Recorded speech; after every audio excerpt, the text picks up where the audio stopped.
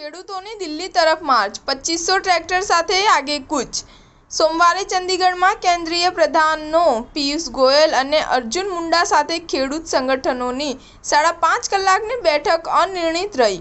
ખેડૂતોનું કહેવું છે કે દિલ્હી કૂચ ચાલુ રહેશે. ખેડૂતો કોઈપણ કિંમતે એમએસપી સાથે સમાધાન કરવા તૈયાર નથી. તેમનું કહેવું છે કે સરકાર તેમની માંગણીઓ પર ગંભીર નથી. કિસાન મજદૂર મોરચાનું કહેવું છે કે સરકાર અમારી માંગણીઓ પર ગંભીર નથી. સરકારનું મન ખરાબ છે. તેઓ અમને કંઈ આપવા માંગતા નથી. મંગળવારે સવારે 10 વાગ્યાથી ખેડૂતો આગળ વધશે.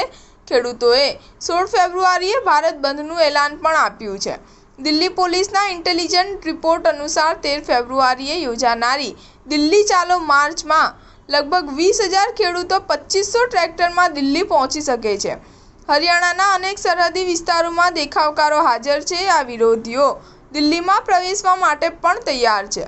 ખેડૂત વિરોધી ટ્રેક્ટર અને ટ્રોલી સાથે નાના જૂથોમાં હાજર રહેશે. તે જ સમયે દિલ્હી પોલીસ અને હરિયાણા પોલીસને કડક સૂચનાઓ આપવામાં આવી છે કે પ્રદર્શનકારીઓ કોઈપણ સંજોગોમાં દિલ્હી સરહદથી દિલ્હીમાં પ્રવેશ ન કરે.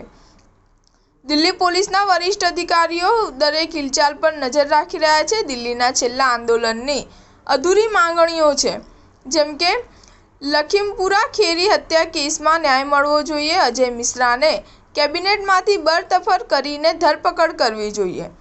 આશિષ મિશ્રાના જામીન રદ કરાવવા જોઈએ. તમામ આરોપીઓ સામે યોગ્ય કાર્યવાહી પણ થવી જોઈએ.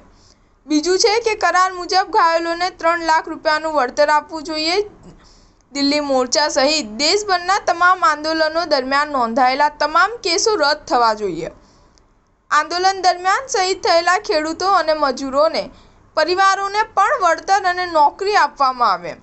દિલ્હીમાં કિસાન મોરચાના શહીદ સ્મારક માટે પણ જગ્યા આપવી જોઈએ.